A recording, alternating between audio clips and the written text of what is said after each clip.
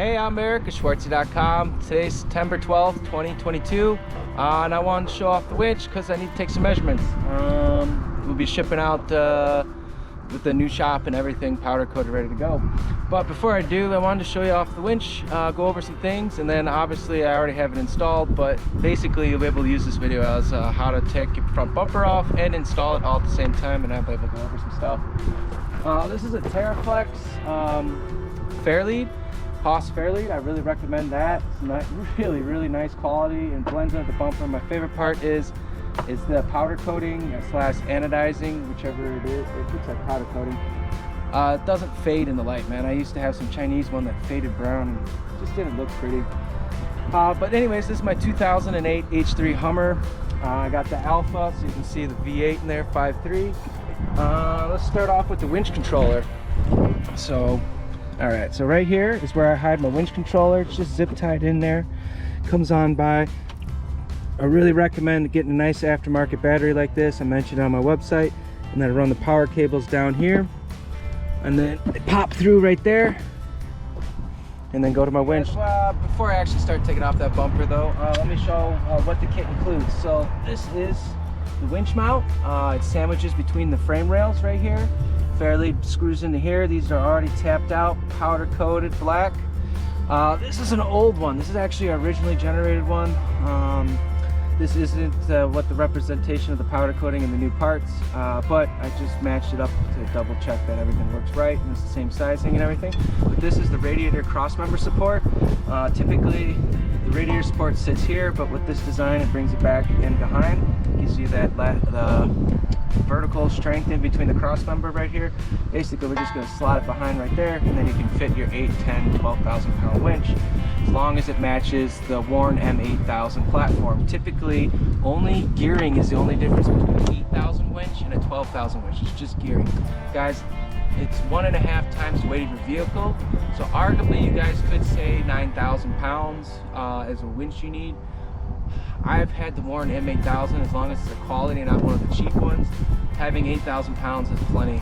Actually, on my ZJ Grand Cherokee that I had with the Hanson Off-Road bumper, I've actually tweaked it, which is also why this is 3.8. I tweaked the bumper that winch stood on. Like, you're maxing out the vehicle, which is why I upgraded the 3/8 inch like skid plate. I never ever wanted to be able to tweak this part.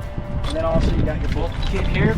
Basically, there's 2 different size big bolts here, and then you got nylon locking nuts, and you got your I'm drawing a blank, washers there, and then we got 2. These are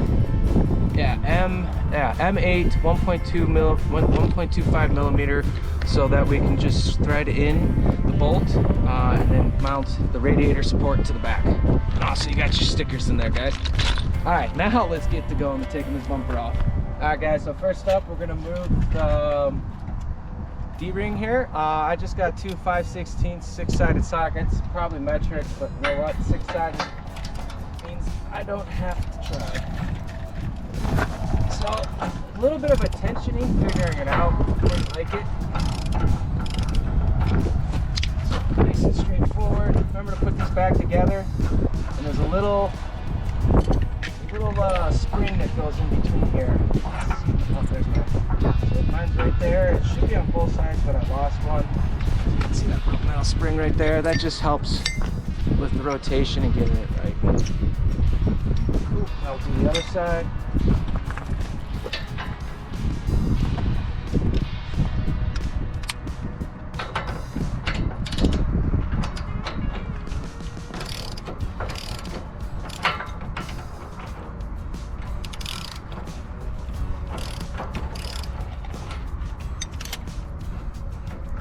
Again, don't forget, there's metal pieces in there. There should be at least one in there. Try not to lose it.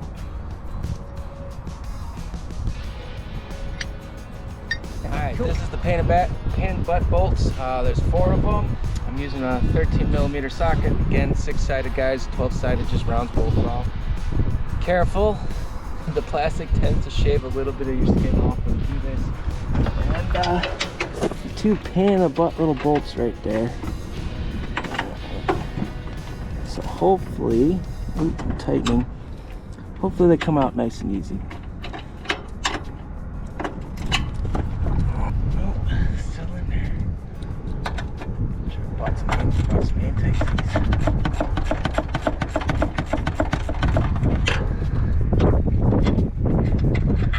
Alright, there's one of them. There's 4 of them. Here, hand me the camera. I'll show you guys. So basically, those are the 2 bolts right there. Just removed one. There's 4 of these total, 2 on each side. Alright, let me get that other bolt out. Alright, we're on the driver's side now, doing the same thing. Got these really hard bolts to remove. It's only hard because there's not a lot of room, and then they spin easy.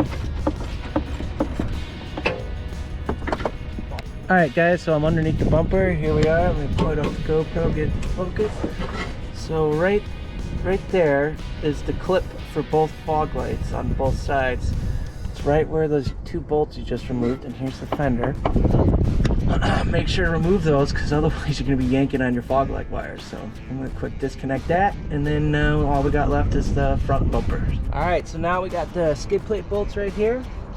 So I'm using a 13. I got mine on pretty tight, so I got a little bit of a...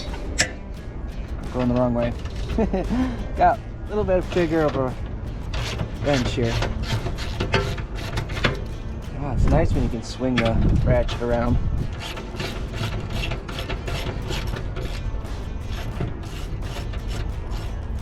Alright, that side. This one.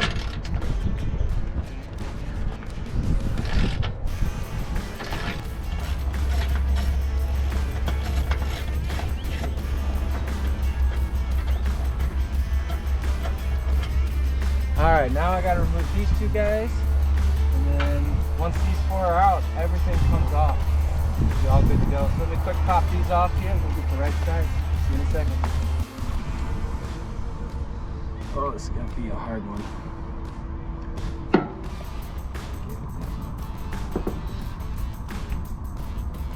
There it goes.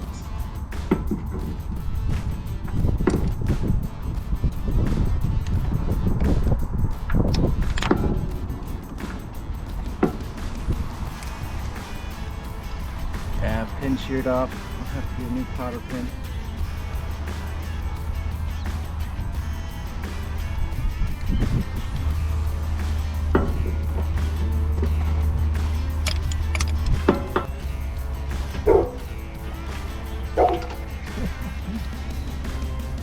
Goose is over there chasing something, and the pipes left over from construction right here.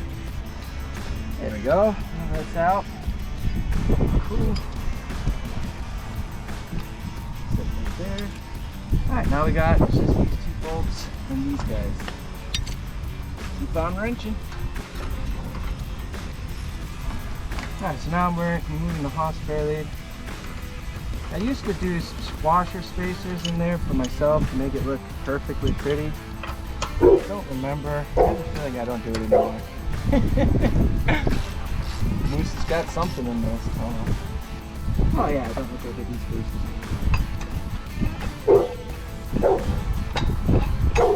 Alright, Moose, enough. There we go. So as you can see, over here, as you can see I just trimmed it where I needed it, and there's the winch plate and everything in there. All we got left of those 4 bumper ones, which I believe are 18 mil, and now we can pull the bumper off this. 18. Yeah, 18 works perfect. These bolts are so long, it's unbelievable.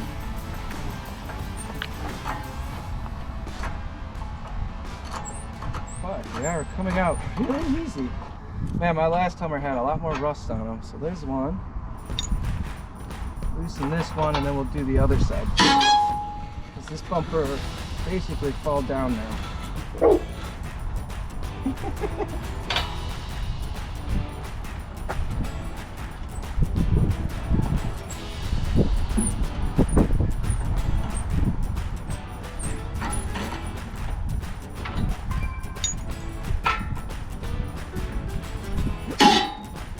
This bit bugging me. Careful, he's falling down. This goes in between the bumper and what we just unbolted earlier. I'll have to try and smash that back in the slot. I forget. Those sometimes get tricky. But we're nearing completion. Then we'll take my measurements. You guys will know how to install a bumper. Woo! There we go. And this guy.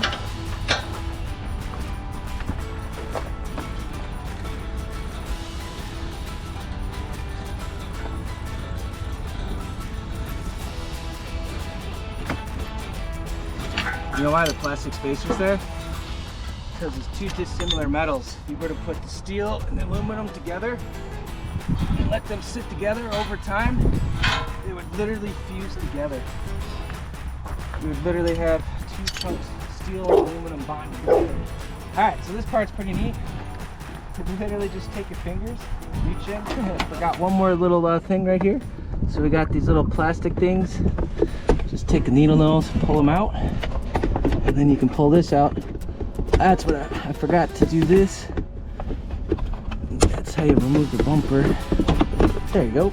Now there's one on the other side. Which will come right off.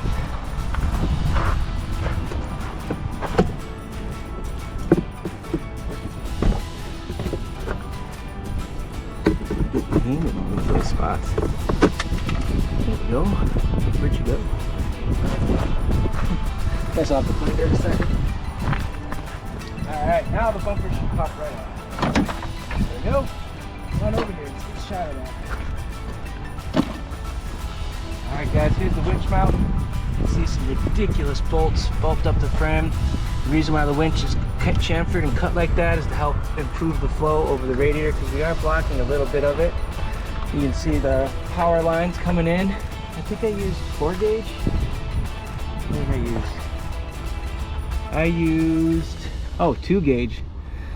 2 gauge is arguably a little overkill, but more than enough. So here you can see this is actually the original winch mount. This is the first one that was ever made that was functional. Yeah, you can see behind here. I'll come in here real quick. You can see my finger. You can see the back. This is the radiator core support. You can see I hot glued the temperature sensor in right there, and then this bolt's in the back. Let me show you down below. So down below, so right here, these 2 bolts, normally it would be on this side, but you just tighten it from the back side. You go into the side and see if I can get a better shot for you. Yeah, so right down there. For this right here, the AC line, some very, very gentle, time-consuming bending of the AC to bend it just a little bit out of the line is all what you need to do, and then the winch will fit fine. But you can see here's my worn M8000 with a very worn winch line. Definitely need to get a new one here soon. Alright guys, I'm going to take some measurements, put it back together. Oh wait, let me show you one more thing on the bumper. So on the bumper, normally there's a piece of metal that goes here and here.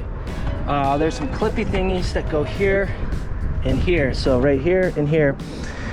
You can trim off those tabs. I decided just to not put it back in, but there's a piece of metal that goes here and it'll fit just fine with the winch. So let me put everything back together, take my measurements, and that's how, before I put the bumper back on, I wanted to pop in here real quick and show you one more thing. So I had to clock it. Normally the clutch lever is up here, but when the bumper is installed, it's not very usable. So basically I took off these bolts right here, clocked it, so that right here is where my winch is. So when it points down, there, the winch is released. Bring it back up. And some of you are wondering how I do that with the bumper on. I just reach through the grill right there with my tool. Now the winch is on this and free spool. Back up. It's easier from up here than on my knees. There you go, she's locked in now. Let me get one more thing to show you guys. Oh, we got it all apart. Let me get the winch controller. This thing's pretty neat. Alright guys, so this is the wireless Warren winch thing. They got the newer versions of it. They have one that works with your cell phone now. I don't see a reason to upgrade for myself yet, but basically just match the prongs. There you go, you can see the little red light come on. Cool, then you hold the two buttons here. Green light, she's on, okay. And then you can see the winch operate itself.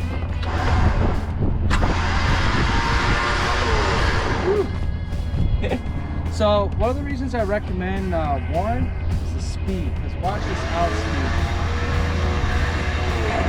It is much faster than the knockoff cheapo ones.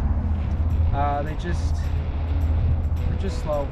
The motors are, the real Warrens are way better. They also have the cheap arm Warrens. Those are arguably a little bit better than your Smitty and stuff like that. This is what I recommend.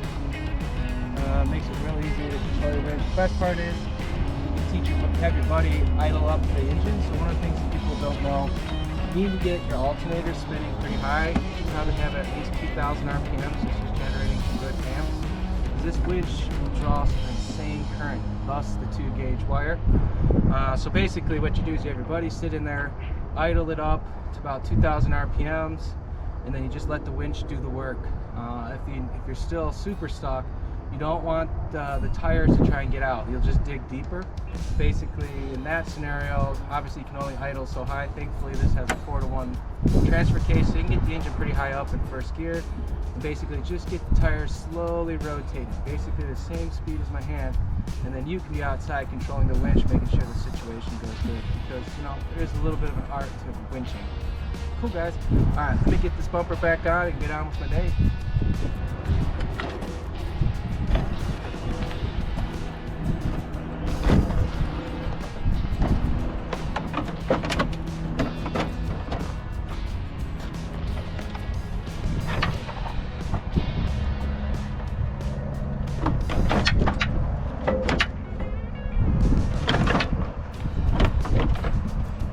I was having a brain fart there on how to get the bumper on, and I forgot these plastic pieces right here. You gotta get this edge on top of this piece and make sure that the plastic right here is onto the inside of this tab right here, and then it slots in just fine. So just go like, there we go. Now it's not quite there.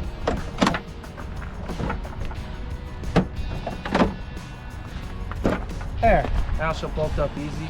I recommend starting with the side pieces, which you're going to do here. Those things, once they're lined up, are pretty good. And then the rest of the bumper just goes right back together very smoothly. So, I'm going to get back on my back. Start getting these little guys right here, these little 13 millimeters. Just need to find my little wrench, ratchet. Alright, I'll line these guys up. See you in a minute or two. So one of the things you guys should not do, I don't recommend, it'll make it more difficult, so just about to finish, is don't finish tightening these until you have everything bolted in, at least half threadish, before we start tightening down like these guys. They have a lot of play, and it can easily make it difficult to do get the rest of the bolts to line up. So just get them started. And same with the ones up here, here, and there. Get all these bolts started before you cinch it down. So you gotta do once over. Okay, go to the other side, get those guys in there. Gotta admit, the rusty little clips, they are a little tricky, but something you can't handle. Don't forget, you got these plastic inserts on either side that snap the two chunks of plastic together. Let's get these guys. Alright.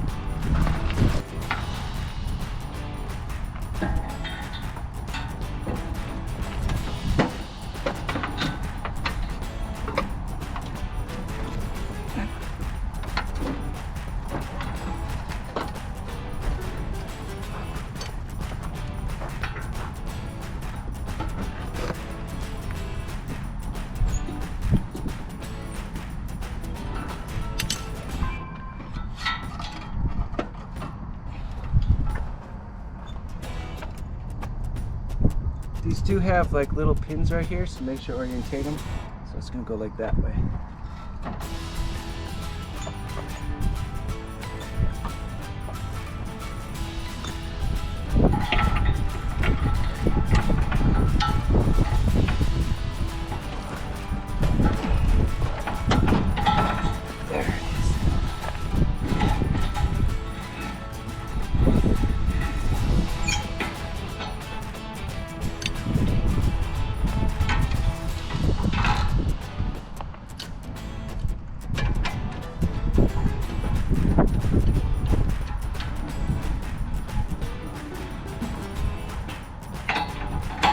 Right now what I'm doing is putting these 2 bolts in to line up that side.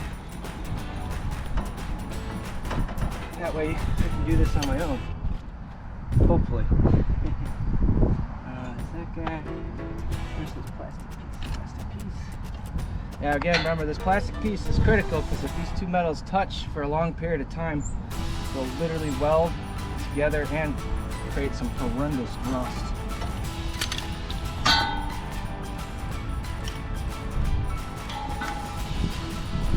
Remember again, there's a little key right there. That needs to be pointed to the upper left. There's actually a little hole in the bumper. In case you care, it's not directional. Arguably, no one will be the wiser. No one will know.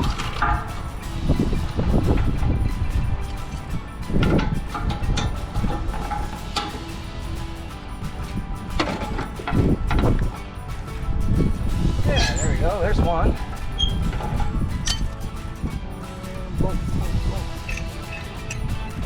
Go.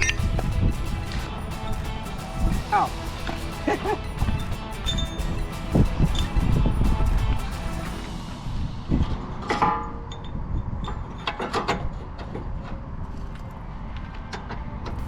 So again, guys, remember I'm only getting the bolts snug, or not even really snug, just short before snug. So I'm going to crank this one tight and then I'm going to back off so that I can wiggle the bumper to where I need it.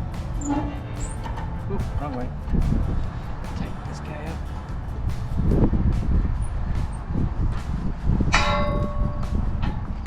You know, the reason why I keep bringing up the whole plastic, aluminum, and steel touching together is I had this guy's Jeep.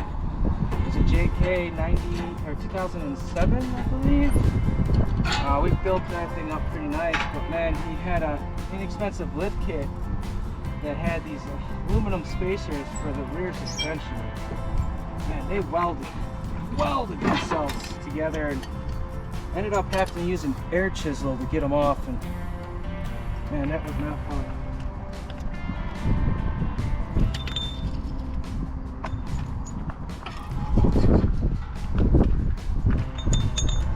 Again, remember, don't forget that key that's in the upper left corner.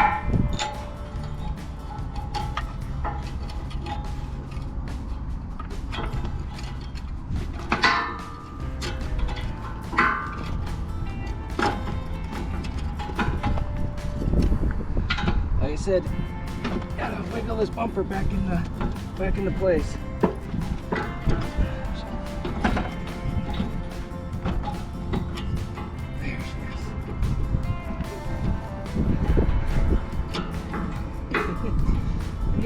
But I just gotta start the threads.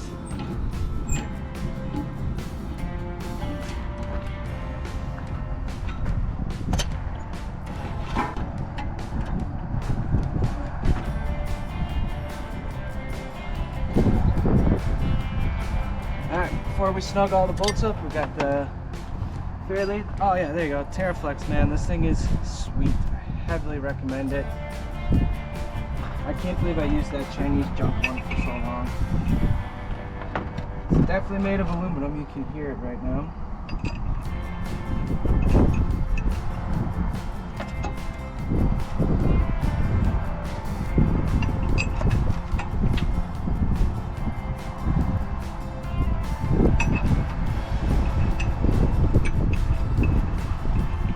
Again, don't snug these guys up. These are the last 2 bolts that we'll do, so that we can align it in the bumper as best as possible.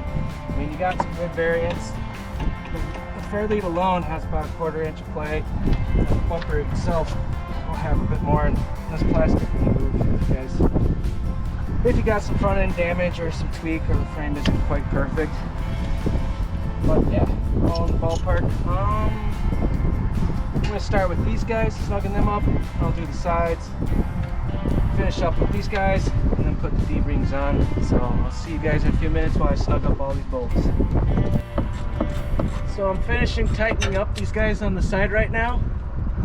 But I wanted to remind you guys, there's 2 more things you need to do. So once you guys get these bolts cranked down, don't forget to get your fog light. I'm gonna get mine right now. So reach up, find that wire. There she is. Then plug her in. That's not plugged. There it is. There's 2 little tabs. All you gotta do is pull them towards the engine, and they'll pop right off. If I'm not mistaken, they should be highlighted blue. If you're really worried, get yourself some ultraviolet or some nice quality Sylvania light bulbs, and you'll know exactly how it works. In fact, actually, they were originally designed for, I think, 40 or 45 watt, and I think you can jump up another 5 watts. I've had 0 issues, especially if you get some nicer light bulbs.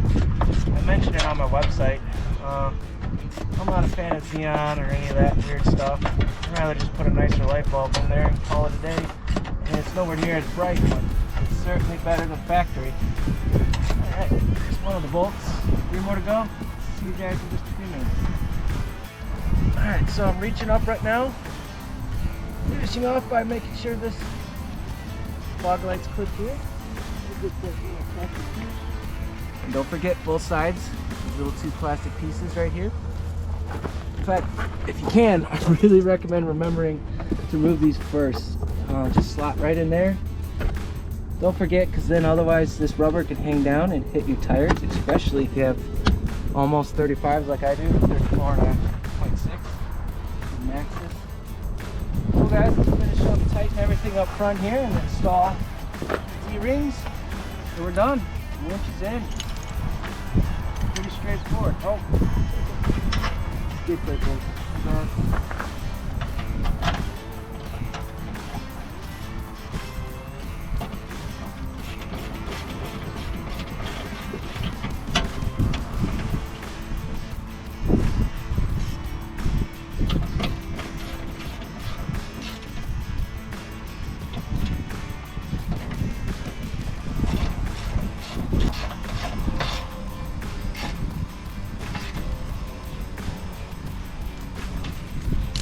Double check these guys are tight, and I got that.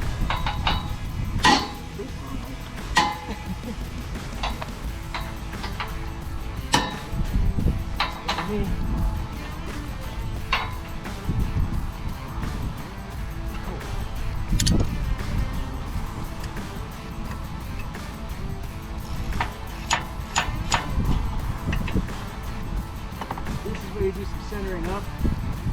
My bumper is riding just a little low, but guys, we got some room with the plastic flex. We'll be able to make it work. These vehicles aren't 100% perfectly the frame measurements, which is why there's some adjustments put in it. Okay, let's put these D-rings in. Remember, you guys got these little washers right here. Small puppy over here. These things are a little tricky to do. So I put the pressure on this side with the spacer in there, and then I line it up, and then I push this way to hold the spacer. I push the ring over. That's a smidge of a trick there. There we go.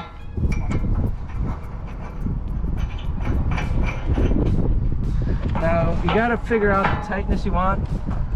I like mine to be set up in such a way where people won't come up to the vehicle and just start playing with my D-rings. So I put it at a tension where you kind of have to like kick it like a mule, so that you don't find kids hanging off your D-rings. I've had that a couple times. I was like, well, that you also don't want them swinging in the wind, hearing the metal on metal knocking. Right. It's nice when it gets done with something. Right.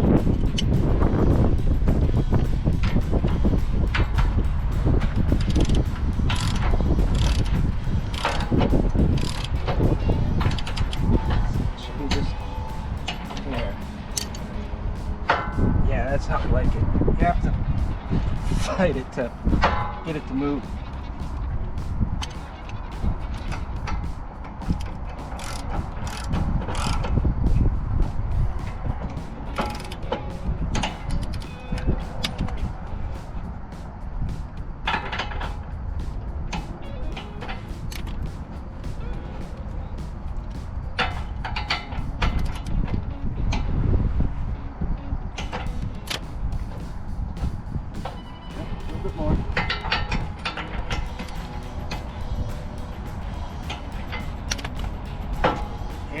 That's what I like. I mean, it moves, but it takes some force. Alright, put that guy on. Although I do need to place the cotter pin on this guy.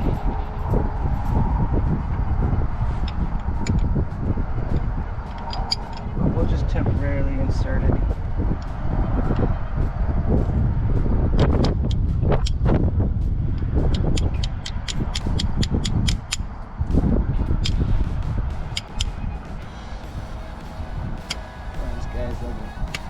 Can't wait to put a new one in.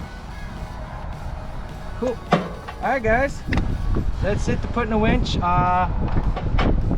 Just to re-go over a couple things. This is how I engage and disengage the winch. Just stick my hand right in there.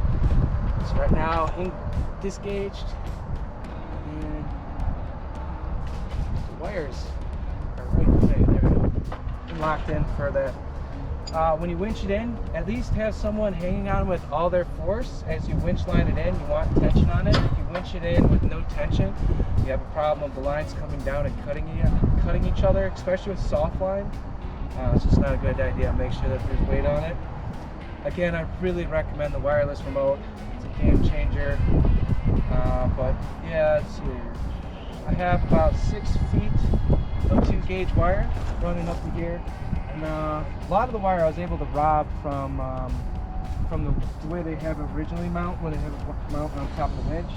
I was able to swap out the shorter ones to use it as battery connections, which you can see right here. Here's 2 of the worn battery connections. Again, don't forget about that ground underneath.